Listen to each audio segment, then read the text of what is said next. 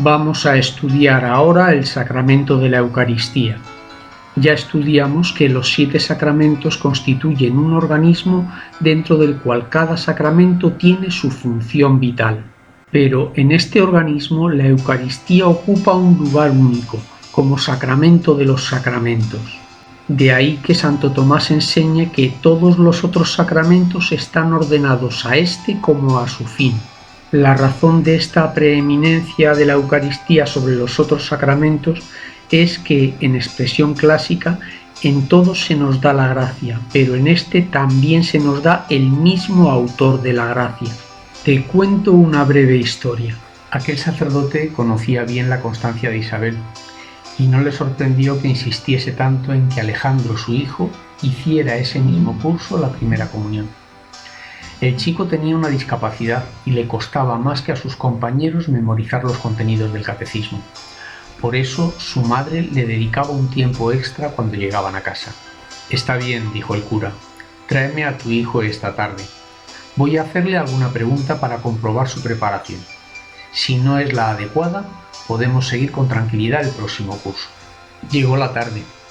Isabel y Alejandro se presentaron ante don Manuel, que se acercó con ellos al presbiterio. Allí miró el gran crucifijo que había y preguntó al chico: «¿Ese quién es?». Alejandro respondió enseguida: «Jesús», y ante otras preguntas añadió que el Hijo de Dios se había hecho hombre. El sacerdote quedó sorprendido por la claridad del muchacho al explicar la encarnación, pero seguía convencido de que necesitaba un año más de catequesis, así que, dirigiendo su dedo hacia el sagrario, junto al que parpadeaba una vela, preguntó: «¿Y allí qué hay?». «Jesús», volvió a responder Alejandro. «O sea», le dijo don Manuel, pensando que el chico no saldría airoso de este trance, «que Jesús está allí, pero también allí», mientras señalaba consecutivamente el crucifijo y el sagrario. «Pero no es igual», respondió Alejandro con aplomo. «Allí parece que está, pero no está. Mientras que allí», y señaló al sagrario ante la mirada emocionada de don Manuel, «parece que no está, pero sí que está». San Juan no recoge en su Evangelio la institución de la Eucaristía, pues ya aparece en los otros 3 Evangelios y en la primera carta del apóstol San Pablo a los Corintios, textos bien conocidos por los primeros cristianos. Sin embargo, sí recoge el llamado discurso del pan de vida que pronunció Cristo en la sinagoga de Cafarnaúm. A él corresponden estas palabras: «Yo soy el pan vivo que ha bajado del cielo. Si alguno come de este pan, vivirá eternamente. Y el pan que yo daré es mi carne para la vida del mundo. Os lo aseguro, si no coméis la carne del Hijo del Hombre y no bebéis su sangre, no tendréis vida en vosotros. Quien come mi carne y bebe mi sangre tiene vida eterna, y yo lo resucitaré en el último día. Porque mi carne es verdadera comida y mi sangre es verdadera bebida. Quien come mi carne y bebe mi sangre permanece en mí y yo en él». Tan inequívocas eran estas palabras que si ya antes muchos judíos discutían preguntándose: «¿Cómo puede éste darnos a comer su carne?», después de pronunciarlas, muchos de sus discípulos dijeron: «Dura es esta enseñanza. ¿Quién puede escucharla?». Y se produjo la desbandada, pues, dice el Evangelio: «Desde entonces muchos de sus discípulos se echaron atrás y no andaban ya con él». Pero tan importante es la fe en la Eucaristía que el Señor no matiza sus palabras. Por esto preguntó Jesús a los 12: «¿También vosotros os queréis marchar?». Y aunque todavía no entienden, la respuesta de todos en boca de Simón Pedro es: «Señor, ¿a quién iremos? Tú tienes palabra de vida eterna, y nosotros hemos creído y sabemos que tú eres el Santo de Dios». Cristo instituyó este sacramento en la última cena, cuando también instituyó el del orden, al decir en las últimas palabras de la consagración: «Haced esto en conmemoración mía», no como un simple recuerdo, sino como un memorial. También la cena pascual era un memorial que hacía presente y actualizaba la liberación del pueblo de Israel de Egipto. Qué claro quedó entonces a los apóstoles la crudeza con la que el Señor se refirió en el discurso del pan de vida a la comunión con su cuerpo y con su sangre.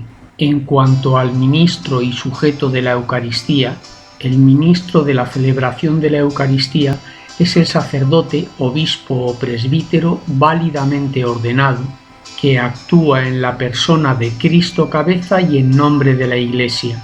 Recordemos que los obispos, como sucesores de los apóstoles, han recibido su sacerdocio en línea directa desde los apóstoles, y que los presbíteros han sido ordenados por los obispos. El sujeto ha de ser un cristiano, bautizado por tanto, en gracia de Dios, es decir, sin conciencia de pecado mortal cuando se acerque a comulgar, y consciente de que va a recibir al mismo Cristo. La Iglesia prescribe también el ayuno eucarístico, es decir, no haber comido ni bebido ningún alimento desde 1 hora antes de comulgar. Lógicamente, esta prescripción no se exige a los enfermos, y tampoco se exige a los sacerdotes que celebren 2 o 3 veces el mismo día para evitar que pasen demasiado tiempo sin tomar alimentos. Tampoco afecta al consumo de medicamentos y de agua. Vamos a estudiar la materia y la forma de este sacramento, es decir, el signo esencial del mismo. La materia es pan de trigo sin fermentar y vino de uva con unas gotas de agua.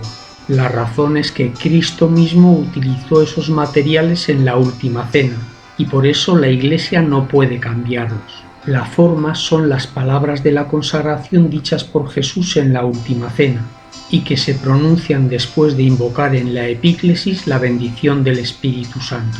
Por la consagración se realiza la transubstanciación, es decir, se transforma toda la sustancia del pan en la sustancia del cuerpo de Cristo, y toda la sustancia del vino en la sustancia de su sangre. Sin embargo, permanecen inalteradas las características sensibles del pan y del vino. A esos accidentes del pan y del vino se les denomina especies sacramentales, pero bajo cada una de esas especies sacramentales consagradas se encuentra Cristo mismo, vivo y glorioso, presente de manera verdadera, real y sustancial, con su cuerpo, su sangre, su alma y su divinidad.